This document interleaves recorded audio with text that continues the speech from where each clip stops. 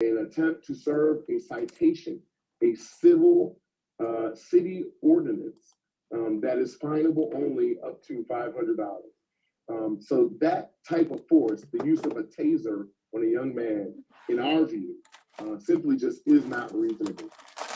And that's why we've taken on Mr. Griffin's case. We continue to investigate his case. We continue to work on his case. We're not only representing him as it might relate to any potential civil claims that he may have against the city of Ocean City, the town of Ocean City, should I say, or against the police department. But we also represent him in the criminal cases that were filed against him by those police officers. Yeah, and I was going to mention, I don't know if anybody else knows, but I definitely looked at their cases and they have some trumped up charges, about 8 charges for each of those individuals. And I think that's very, yeah, but I know we can't go into the details, of course, but I did want to ask you this, the one question is, how can we as a community show our support for your clients? Because it's clear that they were done wrong, mistreated. And of course, we're going to talk about how we did show our support about a month, it was like a couple weeks ago when we went to do the Freedom Ride, which we're going to talk about right after that. Yes. But that was a great time for us to just be able to come together so that we can show our support. But how can we directly show support for your clients? So let me finish with Ryan's case, and then I'll get to that, because I think there's at least a couple of things that you guys could do to show some real support. Brian's case is, I think, the case that most people saw and were most shocked and awed by. I'm sorry, guys. I'm a little hot because we actually created a Zoom studio in our office, and we have these huge lights, and they are killing me. So you're fine. You're okay. I'm gonna try to press on. I might just take this jacket off, and we'll get real comfortable. So Brian's case is the case that probably most people saw and thought, my gosh, why is this young man being treated like this? He was kneed in the ribs at least 3 or 4 times, very, very, very forcefully by an officer. While he was completely prone, he was being held down by numerous other officers. And many of you saw this. It evoked such a visceral response from me. It was so hurtful to see somebody being treated in this way over, again, a city ordinance that is finable only. And it's important, I would ask that you all look into the local ordinances there, right? Take a look at them and see exactly how a violation of a local city ordinance turns into a melee with, injuries and, blood and all kinds of, strenuous, basically grappling and people attempting to preserve their freedom right there on the street. The law in Ocean City is that if you are seen violating a city ordinance, you then can be served a citation. You must then provide your identification if you are asked for it, and that's the only way someone can serve a citation on you, is to have your identification to be able to send that citation to you in the mail as notice of this legal process. There is a very specific law that identifies how you can provide your identification to the police in Ocean City. And the problem is the police in Ocean City have not been trained properly on that law. And that is what has caused so much problems, so much confusion, and so much disparate treatment of young Black people. Because these are not the only 2 people that we represent in Ocean City. That was the spoiler alert that I was going to give you when we met about this conversation, is that we now represent two additional young Black men who were, in our view, treated unconstitutionally, unfairly, and there was excessive police force used against these young men. One of them, that his case occurred the exact same day as Tasia Griffin's case. In his case, that occurred the exact same day on June the 6th. His name is Alex Dixon. And he's also, just like Mr. Anderson, from Pennsylvania, from Philadelphia. He was with some young men, and they were accused of allegedly smoking on the boardwalk. And these young men were not even asked for their identification. They were threatened with arrest. And Mr. Dixon objected, and the police simply said, if you don't turn around and get, put your hands behind your back, we're going to arrest you. And that's exactly what happened. But unfortunately for Mr. Dixon, simply because he was objecting, he was thrown into a large tree planter as his arrest was effectuated, not once, but twice by the same police officer. I would be interested in you all taking a look at this officer's past. His name is Officer Heiser, and he is an officer who I believe, in my view of what happened to him on video, used excessive force against this young man, Alex Dixon. He grabbed him while he was handcuffed at one point and threw him into a tree planter. And had no holds barred about it. He actually wrote that in his police report. I threw him into a large tree planter to effectuate his arrest. And it's indicative of the lack of training and the lack of respect, honestly, for people's constitutional rights. That simply just, in nobody's view, is reasonable. There's no circumstance or situation where, in that circumstance and situation, the force that officer used by throwing that young man down onto a tree planter, simply because he alleged he was moving around. And on the video, it's quite clear there's very little movement by that young man before he is tossed, handcuffed on his face. And for me, that gives me chills. That gives me chills. Because some of you might know, we represent the family of DeMonte Ward Blake, who is a young man who was handcuffed, thrown to the ground by the Prince George's County Police Department, onto his face, nose broken, C4, C5, C6 broken, paralyzed for the rest of his life. And unfortunately, this young man passed away just on August the 1st. It is a devastating menace, police violence. It devastates not only that person, but everybody around them, right? It is a scourge, and it is our job to be courageous and step up and say, no more. So what you can do is, I would suggest that everyone organize a trip to Ocean City on October the 12th. That is the day that these young men go to trial in their criminal cases. And it is not certain that the cases will go to trial, but I think it's important for these young men to have the community support physically in Ocean City that week to say, we are watching what's happening, and we're not going to allow anything less than justice, because that's what what these young men deserve, and that's what we've been calling for since we took these cases on. Justice for these young men.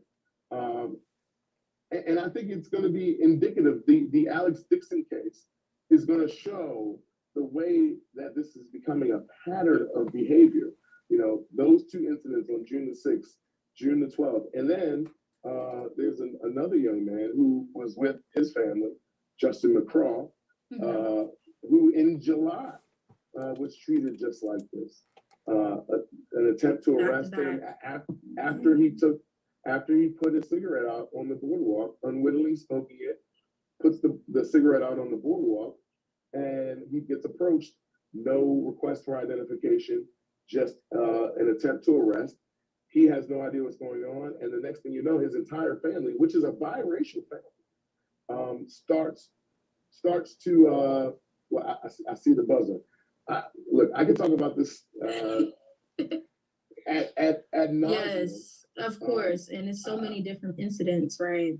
And the issue is this: it's happening everywhere. We have lawsuits right now against the Phoenix, Arizona Police Department for retaliation against protesters in the George Floyd protests. We have cases against the Detroit police in Michigan for violating Black-owned legal cannabis growers out there. We have cases all over the state of Maryland where people are just being treated wrongfully, even within the jail system. So it's important for you all to know what we're doing. Go look at our website, contact me. My name is Malcolm Ruff, Brother Malcolm. It's malcolm.ruff@murphyfalcon.com. We are here to be the legal arm of this part of the civil rights movement. You talk about you guys doing the Freedom Ride, such an inspiration to think about back in the 60s when the Freedom Rides were happening, how inspirational it was to see young people doing exactly what you all are doing now, making the spotlight shine, the spotlight of ethics, the spotlight of civil discord, and the spotlight of what our basic civil rights are. I think it is commendable. I'm so glad to be a part of what you guys are doing. I'm glad to have your support. Please let me know if I can provide any more information, and know that we're here fighting for these young men, and we will fight with everything that we have, and every tool and every piece of the law that's available, just like all of the great civil rights attorneys before us. Yes, and we really do appreciate you breaking it all down for us. That's what I really wanted to have the direct access to you and your clients so that we can hear how we can directly help them. Also, I did drop his office number in the chat, as well as a questionnaire form. So there's different sectors for our speakers, including him. So if you do have a question directly for Mr. Malcolm Ruff, we will make sure that we get that to him. It's going to ask for your name and your email address, and we'll send you the answer to your question from that form. So if you do have any further questions, it's in the chat, the Google form. And we just want to say thank you so much for taking the time out of your busy schedule to even join us today. I'm very grateful that we even got in contact with you, because this was a very important part of this program, because with us, not being able to have you with us at the Freedom Ride, I thought it was very important for us to have you for this police accountability information session. So, well, hopefully this Freedom Ride on October the 12th will be a time where we can all get it done together. And I just got to say to my brother, Stephen Waddy, thank you very, very much. This is my brother for over a decade. We were in law school together, in the trenches as some of the only Black law students at the University of Baltimore, Black male law students, should I say. I just love you, brother. Thank you so much for being able to give us this platform and an opportunity to work with you. Thank you so much. And I'm going to go ahead and we'll actually give everybody give a virtual round of applause for Mr. Malcolm Ruff once again. Thank you so much for attending with us. And I'm going to pass it off to my co-host, Mr. Darius Stanton, so we can talk about the Freedom Ride testimonials. All right. Thank you again. I definitely agree. First of all, thank you for being bold for good and really taking your job seriously to protect people's rights and working to make sure that those young people not only have, first and foremost, their records clean, and but that the police are held accountable to make sure that this type of thing does stop. Also, I too am a big fan of Mr. Former Judge Billy Murphy, and he has done a great deal of work, and one of the greatest minds, I agree, in the state of Maryland and throughout the world. So thank you for acknowledging him and the work that your office is doing. So at this time, we're going to talk about the historic Freedom Ride. The Freedom Ride was really a brainchild of Honorable Carl Snowden in the midst of what was transpiring on the Eastern Shore, not only in Ocean City, but also in the city of Cambridge, in the city of Easton, where there was still a Confederate statue there. In the city of Salisbury, where they have the last memorial of the lynching, last known lynching in the state of Maryland. And just so you know, people are still being lynched, okay, in the 20th century, 2020, 2021, people are still being lynched. What you saw with George Floyd was a lynching, literally a public lynching, where people did not stop it, where it was being done and held and done by the authorities. So just so you understand what we're dealing with, this is not a joke. This is real. People are losing their lives every single day. And so the ride was comprised of 2 busloads of people and additional cars. People met us. We had younger people participate, speak. We not only did we show up in these various places and address the crowds there, but we also had an opportunity to meet with the mayor. That meeting was held, convened by Delegate Sandy Bartlett. After that, in that meeting, we had Dorian Rogers, who you'll hear from momentarily, Alderman Carl Snowden, Bishop Palmer, a number of officials from the Eastern Shore who led that effort, President Ivory Smith, President Hall. And so that meeting was with the mayor of Ocean City and his assistant. And so the issues that we brought forward were really to hold the police accountable, to have them suspended, to have the outside investigation done by the state police, to expedite the cameras, which was by state laws 2025. We asked them to expedite that, move that up. And so those were some of the things that we asked, in addition to addressing the economic situation. To our knowledge, there are no African-American owned businesses in Ocean City. Why are we spending money in a place that does not have businesses that people that look like us? We have to stop spending our money and giving our dollars and watching television shows that perpetuate things that are not productive in our community. We must vote with our dollar, not just our hands, but with our dollar and our feet and our eyes.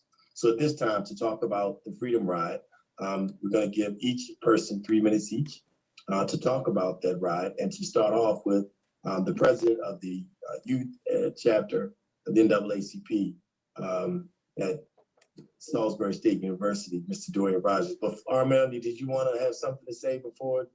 I was gonna do an introduction for them, so I Sure. did want to. So the first one is Dorian. So if we can get his picture up there, Miss Monique. Yep. So Dorian is a senior at Salisbury University with a double major in political science and international studies with a history minor, and he serves as the current president of the Salisbury University chapter of the NAACP. All right, Dorian, take it away. It's great to see all these lovely faces. Oh my goodness. I mean, granted, we're still in COVID, but it's still great to see everybody here. Very first thing, Armani has put her time, her energy, her sweat. She did an amazing job. Like, there would be nights where I'm just like, Armani, you need to eat some dinner first. Because I said, I don't know how you can do it. But this is the consciousness that we need going forward to ensure that we're pushing not only a movement for our children, but our children's children. I think when we talk about bringing our actions to our words, we tend to forget, okay, well, what are we doing in the current moment? What are we doing to build upon what we're doing? And, with the Freedom Ride itself, it was a historical moment, not just because we conducted the ride, not only of the generations before us, but it's the consciousness, again, that we're talking about, to say that we're not going to continue to stand for our young men and our young women, not only of color, but of marginalized groups who continue to be targeted by the people who are sworn to protect us in our communities. Not only the people that protect us in our communities, but our public officials that continue to not only hire, but to inadvertently or advertently, directly or indirectly, support these entities that continue to target, again, our youth. And so attending these Freedom Rides, the very first thing I had to keep in mind was my own mother, because, firstly, my mother has been and my father as well, but my mother specifically said, Dorian, when you go out there, you know, one, don't do anything stupid. That was number one, because you know, mom knows best. That's golden rule right there. But then two, you know, continue to strive and persevere to encourage the people around you, your fellow peers. And it's not just, you know, the people that are in your age groups, but it's the people who want to do something, but may not know how to do so. You know, we tend to see on social media, people post about, you know, we don't tolerate these things, and that's okay. But again, what can we do to provide the resources and knowledge to give people the confidence and the reassurance that you are fighting something that is not just about you and not just about your neighbor, but us as a community. That intersectional component is crucial to what we do going forward. And that was the spirit and energy that, you know, I saw at the Freedom Ride. And it's a great thing because, you know, I took my little cousin with me, and keep in mind, this is a 14-year-old boy. And, you know, I asked him, I said, well, what did you see today? What did you learn? And he was saying, you know, we talk about, you know, Black Lives Matter. We talk about how this applies within our society, but what are we doing to continue to push us forward? Because who's to say this isn't going to die out next week or the week before? And in my mind, I'm just like, that's a really good thought. But then you really think about it, it's just like, it's not just because he's young and he's saying it, it's because he's well advanced into what he thinks, because he's telling the truth. And so what are we doing to continue to support our fellow peers to ensure that they uplift their communities and to ensure that they're doing the best they can? And this Freedom Ride was a great stepping stone. Of course, it shouldn't be the end all be all, but we need to continue to build. So when you leave here today, I want you all to not only fill out those call slots, continue to call the mayor and the city council, because keep in mind, the mayor and the city council, those are two different entities that operate to formulate the operations within Ocean City, just like many other cities and counties. So keep that in mind, but continue to be consistent and keep that consciousness in mind. But the Freedom Ride was excellent. And, you know, we need to continue to hold our representatives accountable, because like Mr. Stanton was saying, it is our dollars. And, you know, if we're not heard and we're not valued and respected, then we can take our dollars elsewhere. It's more of a reality. But that's all I had to add to that. Thank you so much, Mr. Rogers. Excellent work. Thank you for your leadership. Thank you for making sure that voices are heard and standing up at the table and being bold for good. And also thank you for adhering to your time. So big round of applause for you for doing that. Thank you very much. All right, Amani, you want to introduce our next guest? So next up, we have Miss Emma Buckman.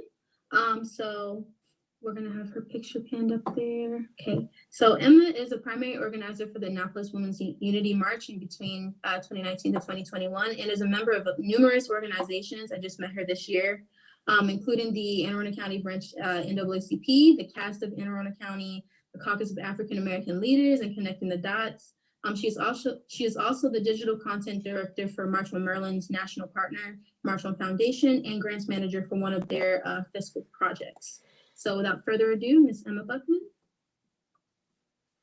Thank you so much, Armani, and thank you to all of the organizers for having me. I'm really honored that I was asked to share my experience and to speak here today. I'll be frank that I'm a little bit nervous after going after so many eloquent speakers, but I'll give it my best. So I was asked to share my experience about the Freedom Ride, and apart from the words like, you know, an honor to go and a historic event, there are a lot of thoughts and feelings I had about it. I knew as soon as it was announced that I had to go on it, because, and a lot of this will probably echo what Dorian was saying, but you know, activism and progress are a constant movement, they're a constant march. And so it's important to continue building on that movement. And for something as big and historic as this, that was organized by so many prestigious organizations like the Caucus, like the UBC, it was important that as many people got behind it as possible.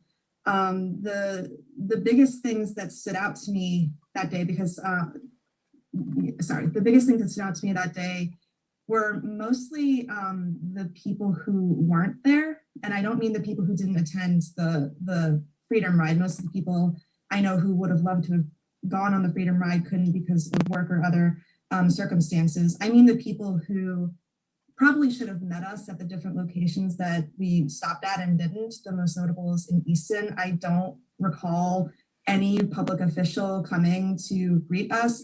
Plenty of activists, plenty of organizers did, but no public official. And I tend to think that that was a direct result of they didn't like what we were going to have to say, and that we were teaming up with the Move the Monument group that's still there trying to remove the Talbot Boys statue that's there that I think Mr. Stanton mentioned earlier. It's the last monument to Confederates on public land in Maryland. There's just absolutely no reason why that should be there, and why that should also be on the same property as a statue of Frederick Douglass.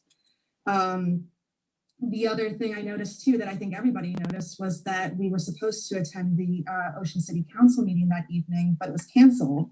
And we were informed it was canceled the morning that we went to go. And the main thing that stood out to me with that is this might be a little too frank, but I'm going to be a little frank tonight and just say that I don't know if it's that they think that we don't know what we're doing, if they think that, you know, that these leaders who have leaders like Carl Snowden, Bishop Palmer, other leaders across the state have been working in civil rights for decades, and this council doesn't think that they know what message they're sending, that they don't want to talk to us, that they don't want to hear from us, and they don't want to change things that are obviously wrong in their police department and in their area.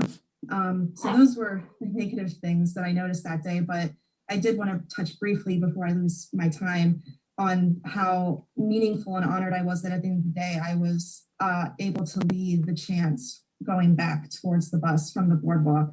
Ocean City has a lot of childhood memories for me. And so it was definitely, there were tears in my eyes as I arrived, knowing how deeply corrupted that city is, and how much hurt goes on there, and how I sort of had to get rid of those childhood thoughts. And then also, as I was marching, I attend at Black Lives Matter marches. I attend as many as I can. I try not to take the place of Black voices, Black and brown voices. So I don't usually volunteer to lead chants, but they asked any young person, and there was a delay in people saying, because it's nerve-wracking to do it. So I'll do it.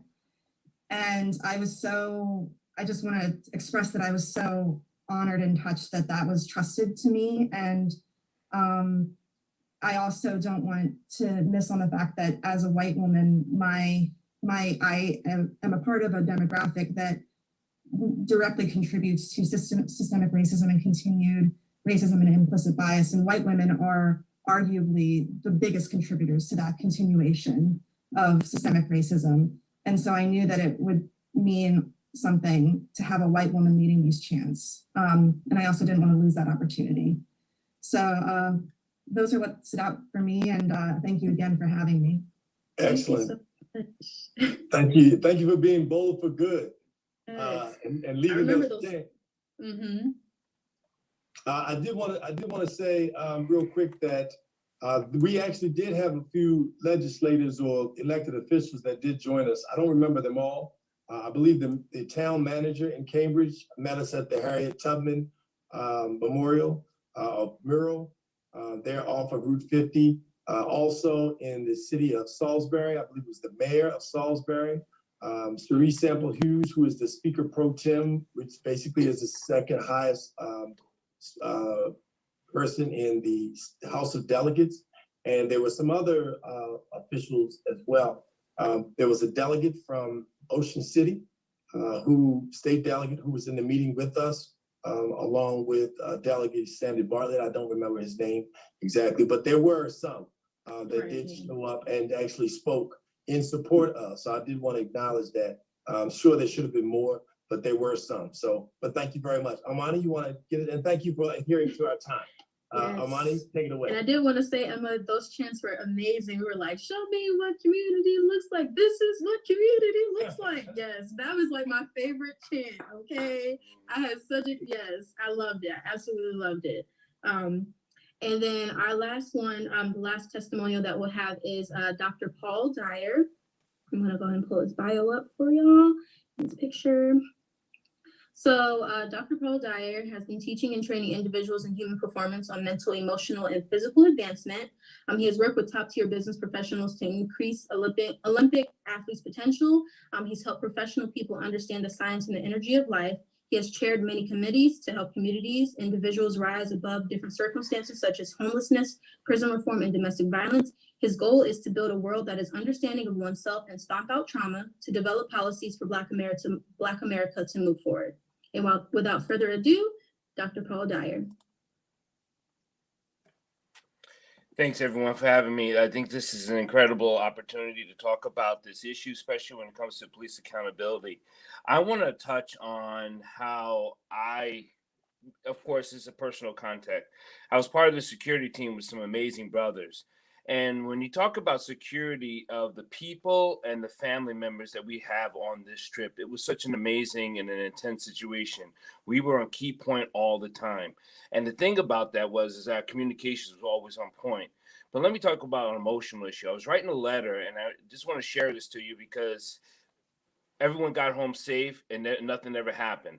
Yes, there were some comments made and there was some nasty snarls, definitely on the Broadwalk down Ocean City, but that's going to happen when we do what we do. But I wrote this letter to my children. I have 9 children. And I wrote this letter to my children because there were always these threats that something could have happened. There's always a possibility when you do this type of work that things can happen. So I wrote this letter to my children saying that if I die today, know that I was fighting for justice, and so never be sad. Don't ever be sad when you do the right thing for justice.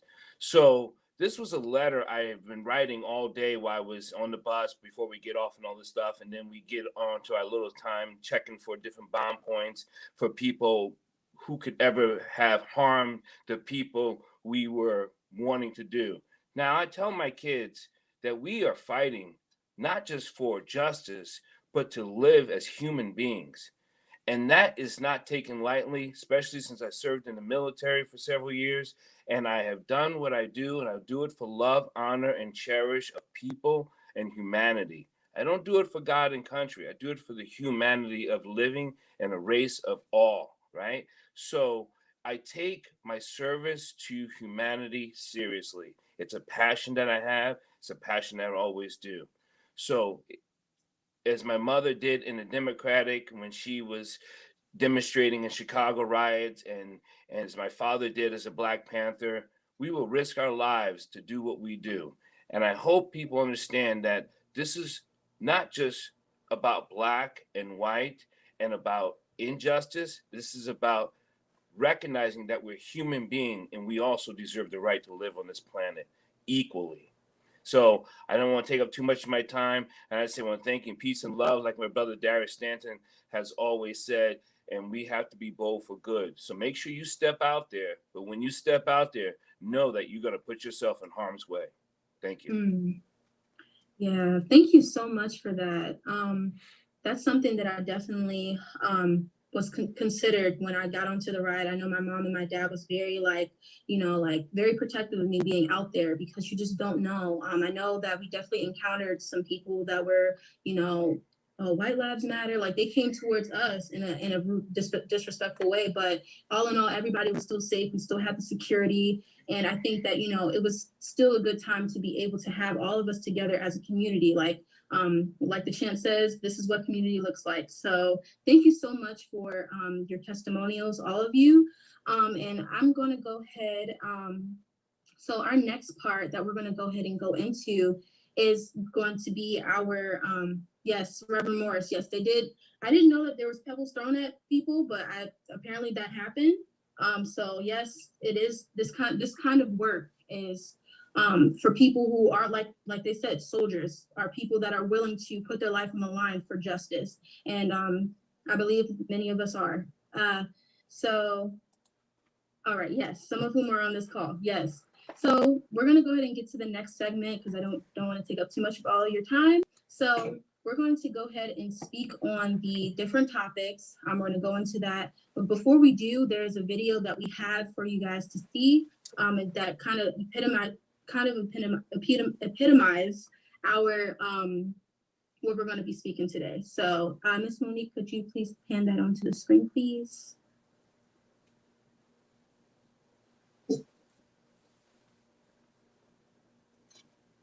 It was one day I was just walking. I was going to get something to eat. I'm walking, minding my business, the usual way home. There are cops everywhere. stop and frisk you for no reason. And they look at me like as if like I'm a criminal or something. And all of a sudden the cop, he pulls me aside, he's like, hey, come here. And they'll ask you anything. You know, where you going or what are you doing, where you coming from? And They'll say, where's the guns, where's the drugs? Why did I just get singled out? Like as if like I did something wrong. it's cuffs on me. And I never thought that would happen. It was just like a natural thing after a while. We get stopped by the cops all the time. Yeah, they pulled me against the wall. Sticking guns at us. He said, I didn't search you, I patted you down. Okay, what did I do now? Because it's not fair. I was terrified. Take a deep breath.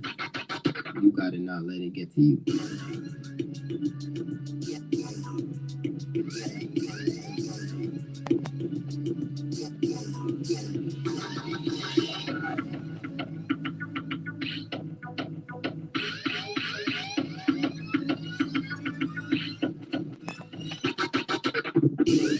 It's frustrating to be accused of something you know you didn't do. Fear starts to strike in. We want to like get riled up. So it's not just knowing your rights, it's knowing how to deal with it.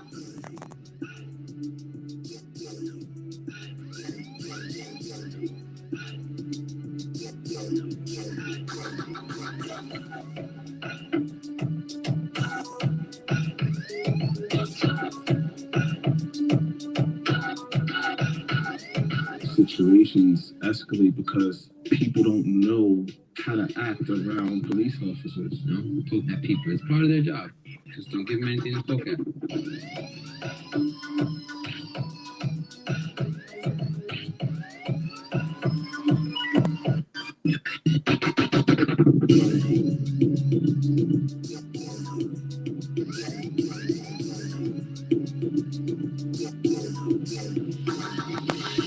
Knowing your rights, it's like a power. When I go into the street, I can feel well equipped. Words have power, for real. Learn your rights and take the power that you have.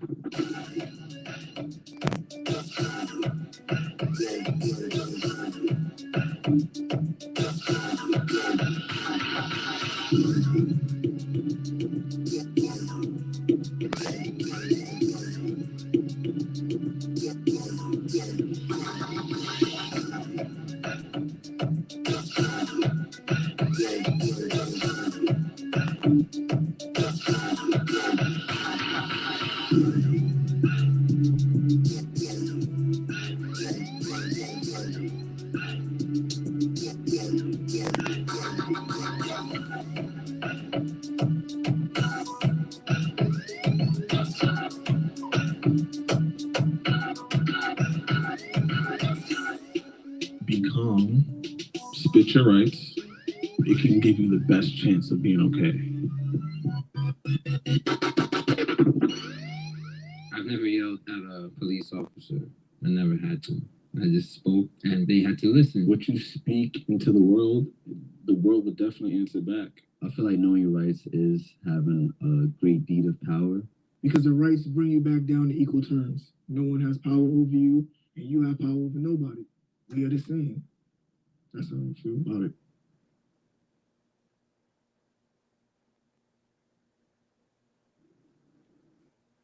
Thank you, Ms. Monique, for playing that video for us. I pulled that video last minute, and I felt that it was very important to show because even though you got like a whole bunch of dancing in it, but if you did see the way they were dancing, they were showing like, it was kind of showing what it was saying in the background. It says, put your hands up, or do not run for the police. And they were doing the different dance to go with it. And I thought that was very, very well put together. And I just wanted you guys to realize that, you know, knowing your rights is very powerful, that what you hold within yourself is your rights.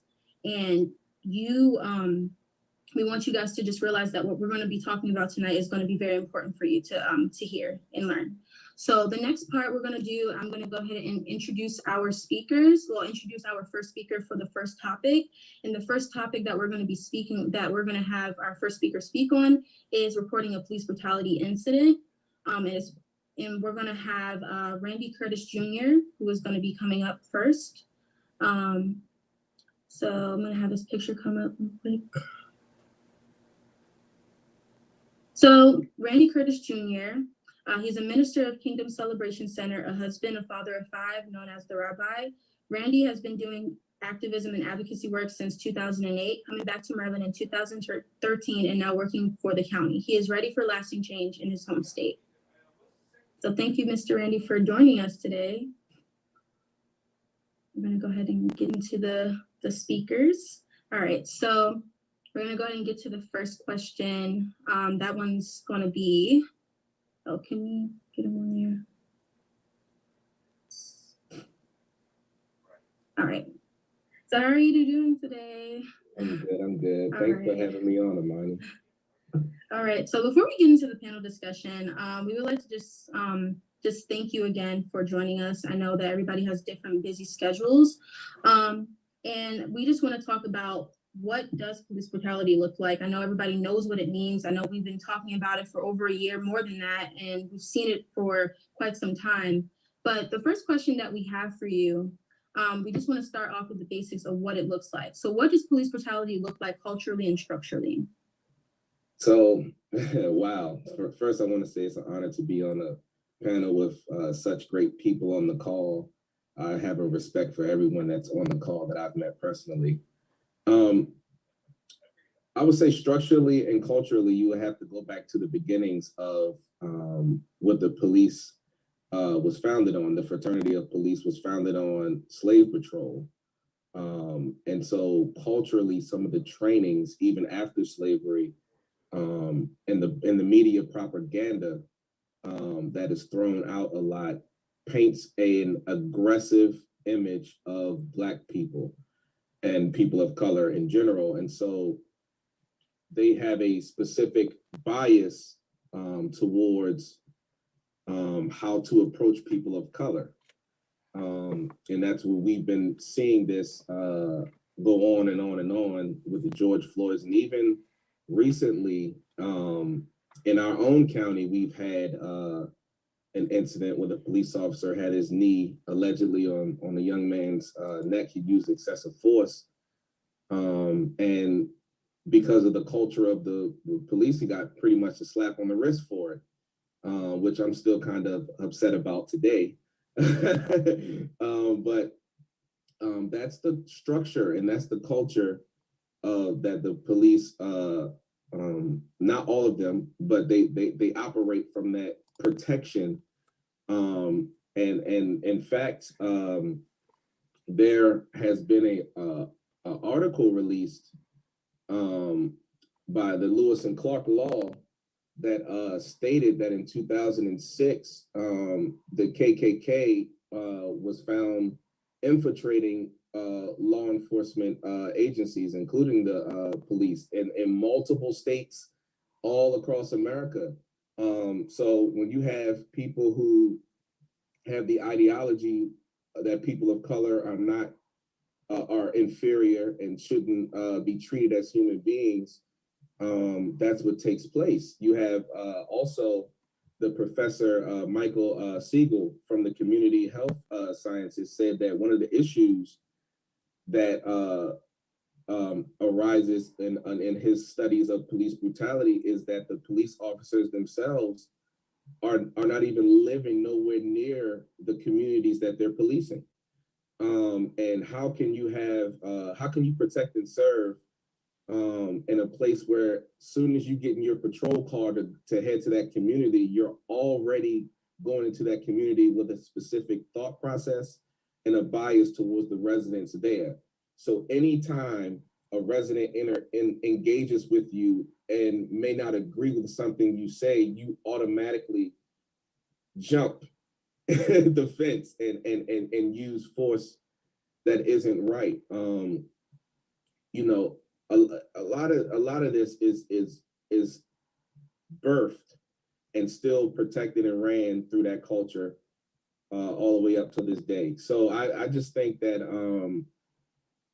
you know, the culture and the structural for the police brutality, that has to change.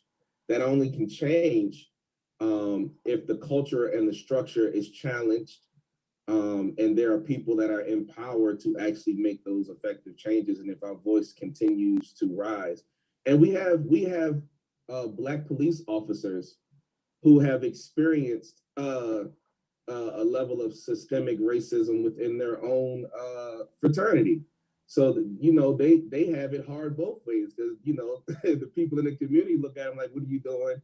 And then their white counterparts are looking at them like, "What are you doing?" You know, and so but these Black officers have the guts and the courage to step up and speak against the ills that goes on in those departments, and they have transcended what they call the blue code, you know, the code, the brotherhood, protecting one another, that type of stuff. So that's all in the culture and structure that gives birth to the continuation of police brutality. Thank you for explaining that to us. I know that even though it was like a simple question, but it has so many different sectors to it. So we definitely wanted you to like pull it apart for us so that we can, so people who don't know all of the cultural and structural part of police brutality, they do know now. So the second question I have, so in recent years, people have found it easy to make people aware of police brutality through recording what's happening, right? We see a lot of people recording from their phones mostly. And because of that, it's because of the lack of body cameras on our police officers. And we see that across America, even though in certain states, it's specifically ours, we just got it passed for the body cameras within the last session, the 2020 legislative session, that we wanted to get police body cameras. And it was brought to my attention last year. I didn't even know that. So that's something surprising that I didn't even know about my own state that I live in, right? Right, it's ridiculous, right? But it's important for people to know that. So the body cameras should be showing up by 2022. But with that being said, what precautions do bystanders need to take when recording a police brutality incident? Because that's a very important part that people need to understand. So I'm going to say this. Well, first, I actually noticed that a bunch of the Anne Arundel County police officers are wearing body cams right now. I just had an event on Pioneer Drive on August 14th, and all of the officers that came out there had body cams on. And I will say that the Maryland Police Accountability Act has passed in the state of Maryland, and it says that a police officer can't prohibit a civilian or a citizen from recording them. So I think that's also good. But I honestly would like to defer this specific question to those who deal with law, because it's different policies and bills and procedures that change according to jurisdiction, and I don't want to give any wrong lawful information. Yes, we want to record things. Yes, we want to make sure that the bystanders are safe. But I think like the good brother, the lawyer, I think his name was Malcolm, that you had on here, he could give us some great insight on that question. And I feel like if anyone wanted to dive deeper into understanding that, they should contact him. Thank you for that. I do appreciate that. And also, because I remember when I was looking at some articles, there is, like you said, is a very winding road when it comes to recording a police brutality incident, especially considering the fact that legislation is also being considered for silencing the voices of those who are bystanders when it comes to police brutality. So they're that's saying something that it's hindering the police. Yes. Yes. Yeah. And that's something that it could be coming up soon, but I know it's not. It's been presented, but it has not been passed yet or been considered. So with that being said, the last question that we have for you is there any additional information that people need to know about when reporting a police brutality incident? Yes, the first information that I feel like they need to know about is I want them to go to US Code 18, 2331, Section 5, Point B. And specifically Section 5, but specifically Point B, and it has a term that is used, and I'm just going to read the definition of the term, and it says it has to have the appearance to intimidate or coerce a civilian population or to influence policies for the intimidation or the coercion of, and that U.S. code that I'm speaking of is domestic terrorism. If you begin to point out and stop, because the word police brutality is it's a word that we can use to bring awareness in the communities and social media, but that's not a legal or law term. And if you want these investigations of police misconduct, of excessive force and things to really be investigated, you have to use terms that are legal. Again, the attorneys can give further information on that, but you know, when you view domestic terrorism, that's literally what they're doing. And so I encourage everyone, it's US Code 18, 2331, Section 5, specifically definition B. And also I would say push for an external investigation on these things. A lot of times these internal investigations, and again, and I go back to the incident that happened in Anne Arundel County, you know, where they had the investigation happen, and even police officers saying that they believe that the other officer used excessive force, but it was handled internally. And so the slap on the wrist was able to be applied because there was no pressure from outside agencies and so forth. And also, like you said, you played a very great video. The ACLU has the Know Your Rights training. You go to their website, ACLU Maryland, and click on Know Your Rights training, and they have all the information and things that you need there as well. So yeah, so those are my suggestions about the additional information that is needed when dealing with police brutality. In all actuality, you have to realize that whether you want to realize it or not, there is a war that's being fought, and we have to be strategic, and we have to have each other's back, and we have to hold each other accountable to how we respond to these things. And we have people in the state of Maryland that are in positions of power where our voice can be heard and things can be shifted. And I think as long as we stick together, we can be an example for the rest of the country, but we have to stick together. We got to put fire to the feet of those so that we can actually win. Okay, thank you, my brother. Thank you so much. The work that you're doing. You know, I think it needs to be acknowledged that you held the first ever 1,000-man march. You were the lead convener. You and your dad, Bishop Palmer, along with a host of other organizations. But I've never seen 1,000 Black men and people of all races, ages, sexes march up and down the street and talk about how proud they were of being Black. And so it was a beautiful sight. And thank you for your leadership. Thank you for your heart. And thank you for being bold for good. Ms. Marguerite, Reverend Marguerite Morris has a question or comment. And Ms. Morris, you have 1 minute, please. Thank you very much for your work in our community. Thank you, and everything has been excellent.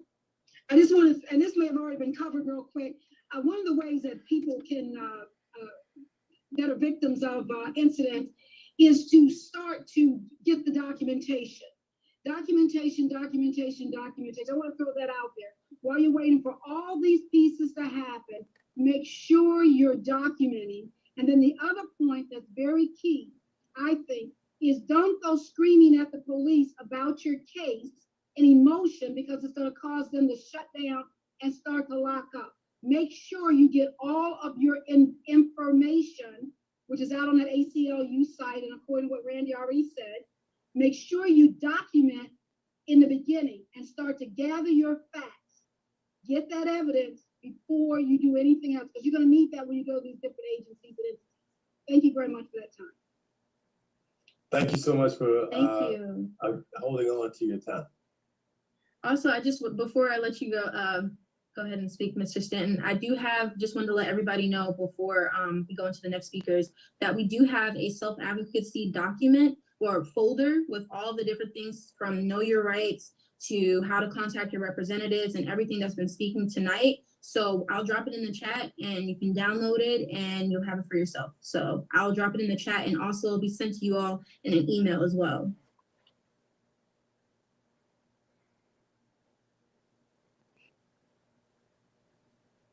All right. There you go. Sorry. No problem. So coming up next is a true fighter for justice. She's a brilliant legal mind. She ran for judge in Montgomery County in the most recent election. And during that time, she received over 500,000 votes. She's running for judge again in Montgomery County, and so we definitely encourage you to support people that support people. She has been a fighter on the front line in legal cases, worked as a military police officer herself, and just really a true drum major for peace and justice. Ladies and gentlemen, welcome Ms. Marilyn Pierre, Esquire, to our panel. Peace and love, Queen Pierre. So actually, there was a switch up. We do have, it's actually Mr. Jay Jimenez, I believe, that's supposed to be speaking on this topic. I do have his bio, so sorry about that. That was the mix up on my part. No problem. No, you're fine. I apologize about that. So for this topic, we're going to be speaking on, he's going to be speaking on the topic of knowing your rights, because he's the ACLU representative. So Mr. Jay Jimenez is the legal program associate at the ACLU of Maryland, where he works with attorneys on both litigation and non-litigation projects, advocating for a range of civil rights issues from free speech to immigration. He also focuses on police misconduct cases and fatal police encounters. His goal is to work towards statewide police accountability and reducing the number of people killed by Maryland law enforcement. Prior to the ACLU of Maryland, Jay worked with survivors of human trafficking and sexual abuse. He is a graduate of the University of Maryland, son of Salvadorian immigrants and a native to the state. Thank you, Mr. Jay, for joining us. And Mr. Stanton, you can take it away with the questions for knowing your rights and what to do when being stopped by police. Well, there it is. We'll save the time. Take it away, sir. Please share with us, how important it is for us to know your rights and what we should know when stopped by the police. Hey everyone, thanks for having me here. I'm definitely really honored to be amongst so many great leaders. And thanks Armani for organizing this and for all the other organizers. My main advice I guess I'll provide a generalized overview of what you should do when you're pulled over by the police. As Randy mentioned, the ACLU provides very specific knowing rights training for different situations, whether you're at a protest or getting pulled over.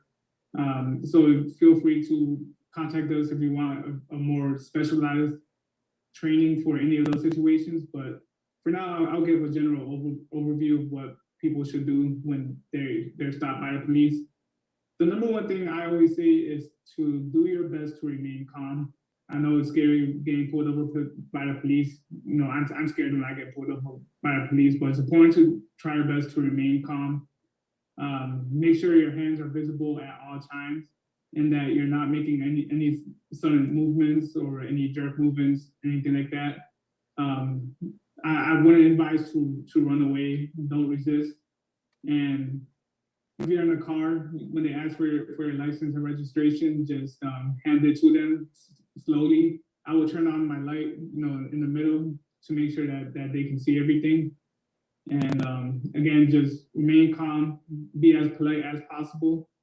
And if you're on the street and they're just stopping you, I would, after possibly giving your name and your ID, if you feel comfortable doing that, I would just say, am I being stopped or am I being detained or am I free to go? And if they say that you're free to go, just walk away, go about your business slowly and calmly. If they say no, you're being detained, then you have a right to ask, why am I being detained? Because that basically means that you're getting arrested. But again, do so calmly. And after that, I'll just exercise my right to remain silent. Even if you didn't do anything wrong, and or you're being accused of something that you obviously didn't do, I just say remaining silent is your number one friend.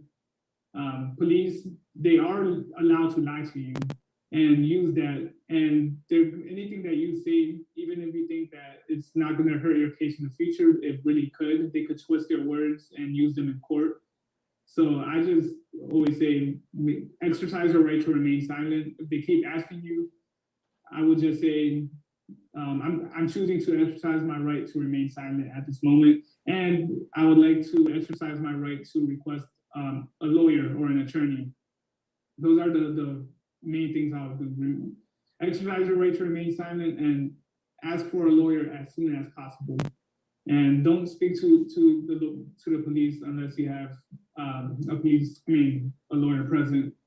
But those are the main things. If again, definitely ask as soon as possible, am I free to go? Am I being detained or am I free to go? And if they say you're free to go, then just calmly walk away. And yeah, that's the main advice I would do for most police encounters. Excellent. Thank you, Mr. Jimenez.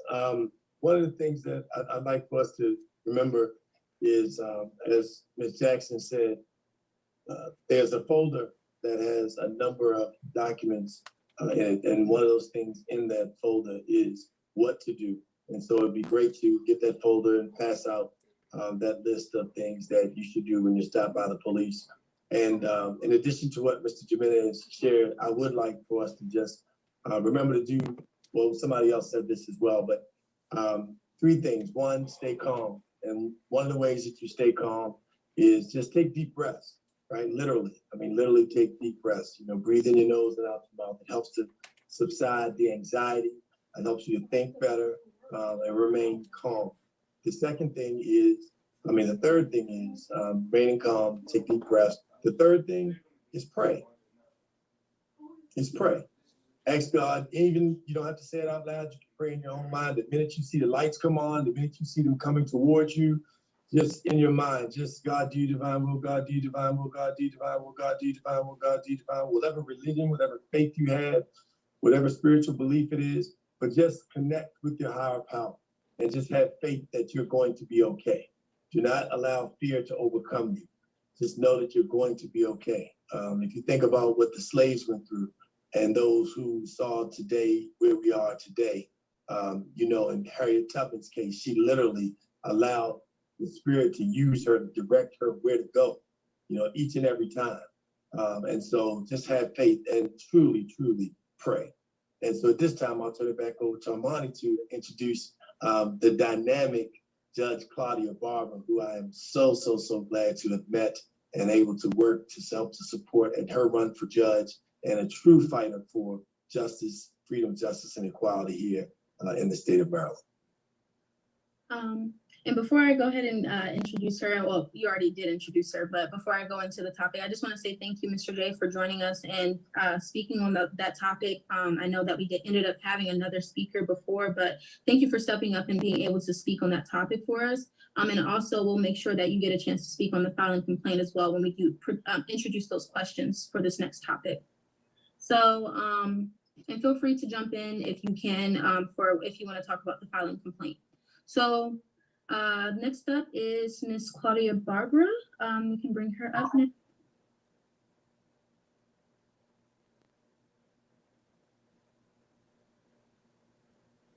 So, we have her. Is anybody? Yes. Is she coming up? I'm here. We already did. Yes. Okay. Sorry about that. We ended up having the introduction already, so we just have her picture. Do we have her in here? Okay. Hello. How are you? Thank you for joining us today. Sure. We have a couple of questions that we would like to ask you about filing a complaint, specifically with the NAACP or just the inside organizations, the internal affairs that we have. So in reference to that, I know that a couple of weeks ago, I don't think I actually directly messaged you about it, but I know that there's a way that individuals in the community can file a complaint with the NAACP. In reference to that, when filing a complaint, how are people able to do that based off of the website that we have? Because I know that the NAACP has different chapters. So how are people able to file a complaint? Well, I currently serve on the Anne Arundel County chapter of the NAACP, where at the helm of our leadership is President Jacqueline Alsep, who's done an outstanding job in bringing police accountability to the forefront. The work that I do as chair of the Legal Redress Committee largely centers around receiving. We are on the receiving end of complaints, and many of them are police misconduct related, but They also cover areas such as education, such as housing, such as employment discrimination, et cetera. But Anne Arundel County, NAACP.org is the website. And through that website, not only will you have access to our newsletter, but you also will have access to a system where you can file an online complaint. Once you press the submit button, it immediately comes to my legal redress team. And once it comes to that legal redress team, we schedule a meeting with our legal redress team, allow you in confidential privacy, share your story with us. And at that point, we try to work on avenues to find out what you want the NAACP to do. And also what we share what we can do. So that's the gist of our online complaint system.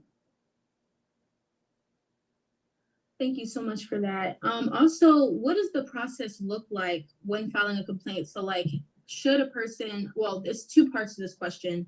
So when filing a complaint, how long does it take to process through? And then also, what does it look like when filing the complaint? Because I know that there's different ways that people can file a complaint, just in general. Well, there are many, many avenues, and because we have a number, we have, let's see, myself, we have another judge that works in her personal capacity on this project, as well as a lawyer that is part of our legal redress team, and also a member of a SURGE as part of our showing up for racial justice as part of our legal redress team. Now, complaints that are filed with the NAACP are kept confidential, but we don't have any legal adjudicatory powers. So we're not a court system, and we we don't have subpoena powers, so we can't necessarily cause a specific officer engaged in misconduct to be suspended. However, we are an effective organization in terms of leading protests, such as you see the part of the summer ride all the way to Ocean City. We partnered with the Caucus of African American Leaders organization, which is under the very capable leadership of the convener, the Honorable Carl Snowden. And we also partner with other organizations to bring strength to numbers. Sometimes our outcome will be an investigation. We do try to investigate as best we can. Sometimes the component is sending a letter to the entity. Sometimes the issue is a letter to the editor exposing these people in the press. Sometimes the issue is exposing them in a newsletter, in our newsletter that goes to our membership and to other sources. Sometimes it's having a direct conversation with the police chief. So, we have that ability to do that. The Annapolis Police Chief, as well as the Anne Arundel County Police Chief, because we've played instrumental roles in putting these people in office. We had a seat at the table in effectuating change. So we also sit at the policy tables. So when they have body camera policies put in place, we want to make sure those body camera policies include disciplinary action if the person doesn't have a body camera on. What good is it? So, so our complaints are process is not filing an EEOC complaint. We're not that entity. So we don't have any regulatory authority as the EEOC does and subpoena powers. It's not filing a complaint with the Annapolis Human Relations Commission or the Anne Arundel County Human Relations Commission, or even with the Anne Arundel County Board of Education. All of those entities are separate. So this particular complaint process is one that's internal. Yes, under certain circumstances, we can conduct investigations and we refer cases also. We can boycott. We can also refer cases to the Department of Justice. And in the case of education and establishing a consent decree, we have also gone to the Department of Education and obtained successful outcomes in terms of consent decree. So there's a lot that the NAACP seeks to do to pursue justice. We try on every hand, but it's a challenging opportunity, and I'm grateful that the organization has asked my assistance to serve in this capacity. Thank you so much for the answers. There's a hand raised, Mr. James Spearman. Good evening, everyone. Thank you for recognizing me. I just wanted to fill in the blanks a little bit for the Honorable Judge Barber. She's referring to racial issues. If you're talking about filing complaints against police officers, or if there's something that has anything to do with a legal dispute or a dispute regarding your charges, if you're charged with a crime or something like that, you'd want to go through the internal affairs section of that police department that's charging you. If it's something that's on the street where there's a dispute and you don't feel like you're being treated properly, you should ask for that officer's supervisor right then and there. If you call for a supervisor right then and there, that officer is obligated to call the supervisor to the scene. If that supervisor does not treat you with the courtesy and the respect and does not give regard to your complaint, that supervisor has a supervisor over he or she as well. That's the first step. If you're not getting the results that you should get from that police department or sheriff's office, then you're certainly in your best interest to contact the NAACP or the caucus or any other civil rights organization if it comes down to a civil rights issue. Most of the encounters between police and citizens that occur on a normal basis are usually something that's dispute over the law, dispute over procedure, dispute over policies and things of that nature. That will be just my 2 cents. If you stop by a police officer for a minor infraction, if you're stopped, and you have the right to ask the officer what you're being stopped for. That officer is required to tell you what you're being stopped for. If it's something regarding a felony, he has the right to take you into custody. He has the right to put handcuffs on you, especially if it's a crime of violence. If it's something that's very minor, and just like we're dealing with Ocean City, if it's just a city ordinance, then their rights, your rights are much more greater than their enforcement ability, so to speak. So the level of a crime or the type of incident that you're being approached by determines how the interaction should be. If it's a serious crime of violence, the officers are well within their rights to do whatever they think they need to do to stop you if they're investigating a crime, if you're a suspect. If you're just a witness, no, they don't have the right to put you in handcuffs or do any of those things. This is what we're seeing in Ocean City for vaping, and the level of force and the level of enforcement and the level of treatment which those officers are imposing on people is out of line. But you have to weigh the circumstances on why the officer is approaching you or as to how you should deal with them accordingly. Thank you. Thank you. Thank you so much. Thank you so much. Yes. And then the last question, this was actually for also Mr. J. Jimenez, because he's a part of the ACLU. And then you're part of the I apologize, Armani. if I could just jump in. Oh, go ahead. Sergeant Spearman also had a comment to support the response that Mr. Jimenez gave earlier. Would you share that as well? Yeah, I just wanted to say that just weigh your options when being approached by a police officer. Again, if it's a statutory local ordinance type of thing, yes, you remain silent, cooperate, do whatever you need to do to walk away from the situation. But again, if you don't feel like you're being treated fairly, or if that officer is being a little bit more aggressive than he should be, then please call for that person's supervisor. And you ask for their name by law, by policy. And anytime you're approached by a police officer, they are required to give their identification, and they are required to summons the supervisor to the scene. So you're well within your rights to do that as a citizen if you're approached by a police officer, especially if it's something that's minor. The only time that you have the right to remain silent is if you're actually being arrested. And if it's something that's totally minor, you give them your basic information.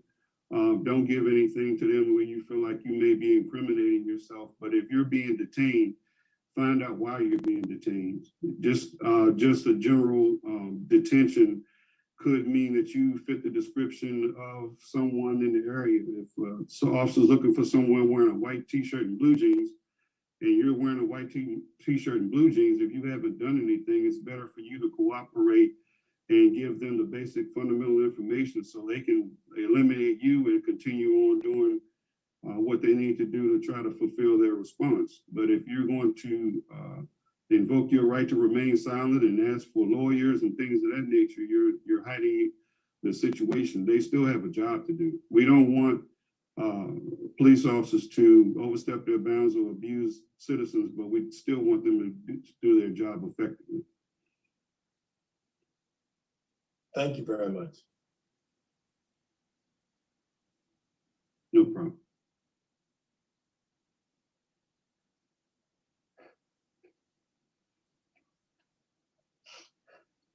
All right, Miss Reverend Marguerite, I see you have your hand raised. You have 1 minute as well. You all, those of you know that this is a very important subject to us. So my question is this, and I may not get an answer. What happens in community when these things don't work? Because everything here is excellent, and I know that we're being told the way these things should work when we go to the police and ask the questions, the way that things should work when we go to internal affairs. But we know that this racism is systemic and it runs deep. And I guess I'm asking a question and putting it out there as a thought as well. And I'd say this, and if I can get a response, I think that the community needs to be open to the stories they hear that are sometimes seemingly preposterous, because the police count on people not believing people. And so I'm thinking that, I'm going to shut up, I only got a minute, but anyway, I'm thinking that our organizations need to be open to some of these stories that come out, because a lot of times these things are factual and people have experienced these harms. And we sometimes don't want to really realize, some of us, how bad and how deep it really runs. And as you said, Mr. Stanton, lynchings are still happening right now. They have not stopped. They just changed the form of them. So question and I guess comment. Thank you. I'd just like to briefly share with you. I agree 100% with you that these problems are deeply rooted in racism. And that goes in so many different directions. That's from judges believing the police officers and finding them more credible than the witness, than the defendant, and oftentimes the victim. And in that type of arena, we really have to fight for justice. One of the things that we are exploring with the Anne Arundel County NAACP is whether or not individuals want to share in our newsletter Voices of the Community, to share their stories of incidents of misconduct or incidents of bad situations. And we have to be careful how we oftentimes make the choice to appear in a newspaper because you're making it public. But it is important to allow people to visualize and become aware of the subtleties, the injustices, and the misconduct that has happened on a daily basis that is not reported by mainstream media, not reported by the press.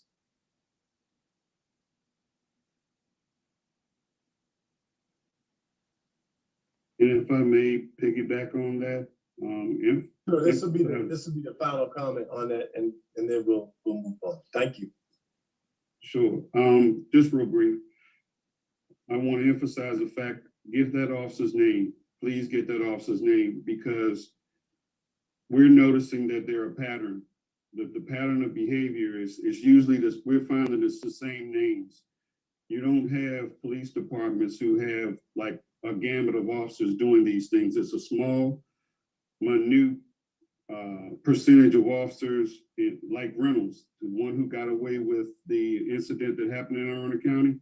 He's got several complaints, and we've heard other things that he's been involved in that people didn't report. So that's why it's very important for organizations such as this to get those names, because they have the reputation in the community. Many more people know about it, but they just don't report it. And the same thing with Annapolis City. There are officers, if you spit those names out, yep, that's what he does. So it's not a blanket group of officers that are out there doing it. It's a small percentage of them. And if you start sharing names and sharing information, you'll see the patterns. Yeah, I think this is thank you, Sergeant Spearman and Judge Barber, for your responses. And Reverend Marguerite, thank you for bringing the issue to the table. It's obvious that this really does run, extremely deep. When you think about the cases inside of our own families, inside of our own churches, inside of our own organizations, especially in the instances of sexual abuse or rape, and people come forward and no one believes them, and sexual misconduct in the workplace, when people are in power. And so it is a very challenging situation, and it can drive people to depression, suicide, just total isolation. And so one of the things that I would encourage people to do up front is just really work to have a strong support system, and really work to create and engage yourself and make sure that you're surrounding yourself with people who care. Because when no one else will listen, when no one else will pay attention, you need sometimes even if the authorities don't listen, and you need somebody that believes in you to just let you know that you're not crazy, that you're not, and people can make you feel all kinds of ways. I mean, even right now with the health challenges we have, people are attacking people because they're vaccinated or because they're not vaccinated, when people are making decisions based on what they think is best for them. And so, I just encourage you to really create as much as possible a strong support system and people who have proven to you that they've been in your corner, not just when times are up, but when also times are down. Armani, our next guest, is another favorite of mine, but I'll let you take the lead and introduce it, please. All right, so our next guest is the Honorable Delegate Bartlett. So I'm going to go ahead and read her bio real quick. So Delegate Bartlett is first elected to the Maryland House of Delegates in 2018, member of the House since January 9th, 2019. She is currently serving on the 2021 Public Safety Subcommittee of the Judiciary Committee and Family and Juvenile Law Subcommittee of the Judiciary Committee, Civil Law and Procedure Committee, Subcommittee of the House Judiciary Committee. It's a lot of committees there. The Criminal Law and Procedure Subcommittee of the Judiciary Committee. Also, she's very close with our community, where she serves hand in hand with several local community organizations, which includes several Maryland chapters of the NAACP, the Caucus of African American Leaders, and the United Black Clergy, to name a few. And without further ado, we have Delegate Bartlett speaking on the topic of contacting your representatives. And Mr. Stanton, you can go ahead and take the questions away.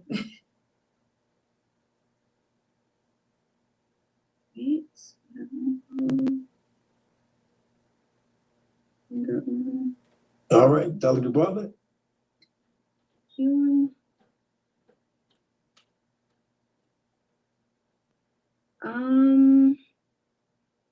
Let's see her. She may have hopped off. I know that the event kind of. Okay, well, I'll start by just acknowledging it, and then, raise your hand if you'd like to contribute to this topic. And the question again is, what can you do to make your elected officials bring attention to a particular matter or subject? And in this particular instance, what I'll briefly say is start getting involved in the process. Alderman Snowden often talks about knowing the process, really understanding what transpires. So start attending city council meetings, not because there's an issue that, someone was wronged or there's a rally or something taking place, but just go to learn the process. Go to county council meetings, go to school board meetings, start participating in the civic process, start to learn the process. And then, of course, you can always look it up. You can always now. You've got Google, but you can do the research. Don't feel powerless. Feel empowered. Feel like you have the ability to get the information that you need, and you have the ability to bring the action necessary to make change. And so I encourage you to start attending those sessions. Make phone calls. Call those offices. The legislators. Start with your local official, whether it's your city council member, your county council member, your state delegate, your state senator, the senators, the congressional leadership in the House, as well as the Senate, and even the president and the governor. They all have phone numbers. They all have a responsibility to answer you. And so by all means, please give a phone number. Give them a call and let them know what your challenge is, because constituency service is part of their responsibility. They're paid by our tax dollars. And even if you don't own a home, you're still buying soda or I don't want you to drink soda. You're buying something from the store, you're paying taxes on food. And so you're contributing to the tax base. So these people work for you.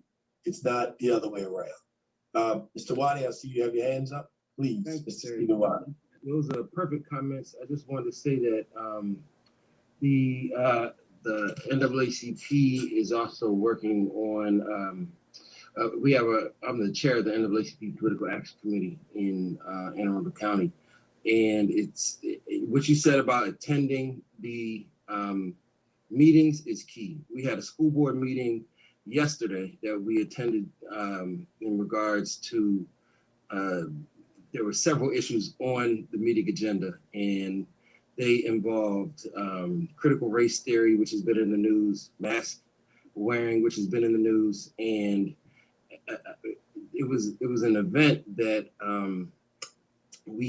there was a protest outside. We had protests, counter protesters. We had protesters. I would say demonstrators more than protests. And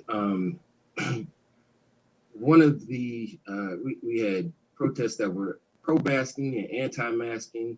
It was an event that was an emotional time. I was out there, and we were joined by members from the NAACP. Honorable Carl Snowden came to join us, the President Jackie Ossoff, and President of the Youth and College Division, Joel Pelaboo. We were out there, as well as members of the NAACP Education Committee. So joining an organization that has committees and that work on these issues is one of the best ways to stay informed about when meetings are, what events are coming up, and how to mobilize. We can't just vote. Voting has been I say voting is one of the easiest things to do in your political process. We also, as we've seen, the Black youth vote is the strongest vote. Black youth outvote every other youth vote of every other race. Black youth is the strongest voters. So the political engagement of Black youth is there. However, we have to, in this moment, engage in not just voting, but also attending meetings, like you said, and being at school board meetings and staying informed. The NAACP has a calendar, and you can, as a youth and college division member, you can receive updates from the calendar, and that way. And how do they access that calendar?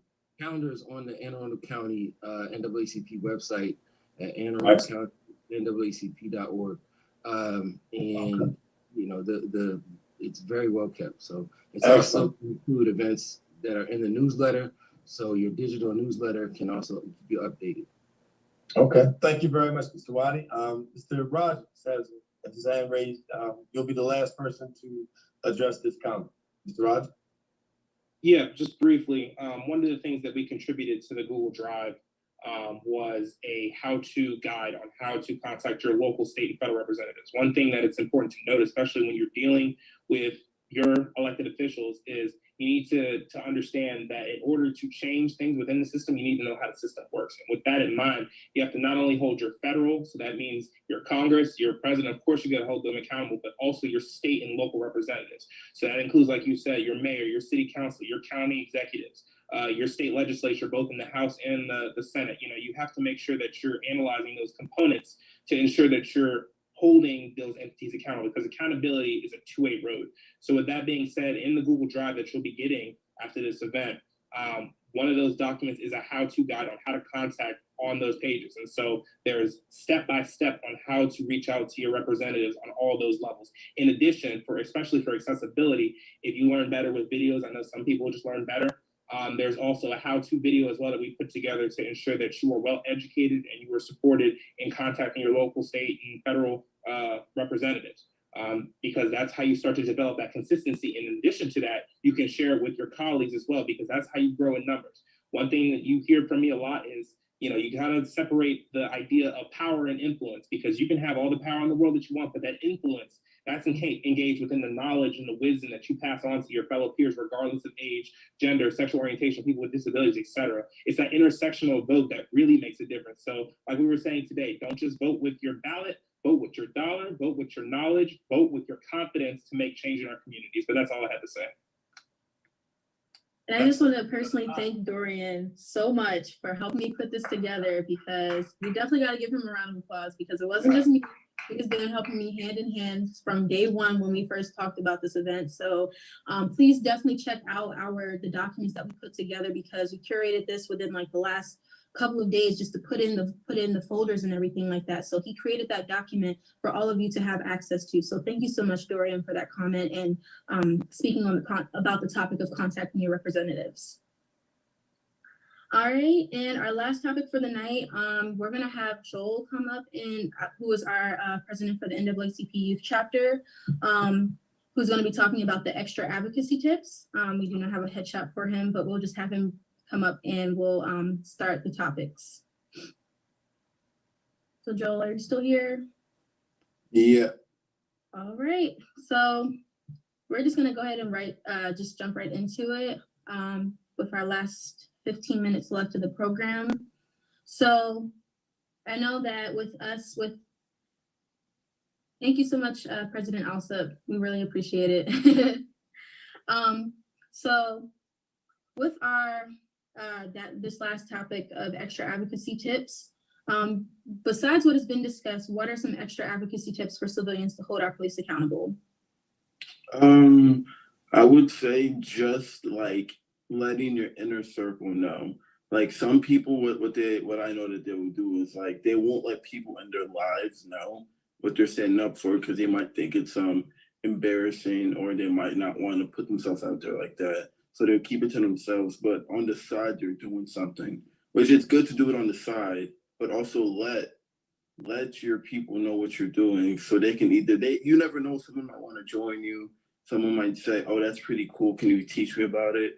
So just little things like that. Like, I know people keep it to themselves. They'll be like, oh, my friend group won't like this, or, oh, I don't want this in my personal life, this or that. So they'll just like push it to the side.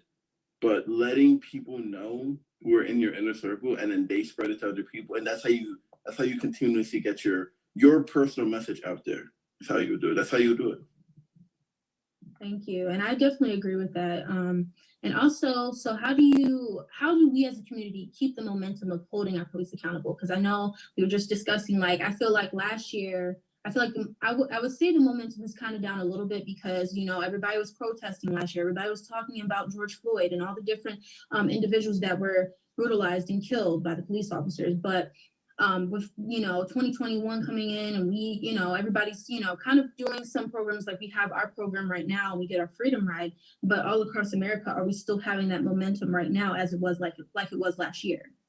Well, you see, like, the problem with the momentum is it always feels like after someone does something or after something is quote unquote resolved, it's just forgot about.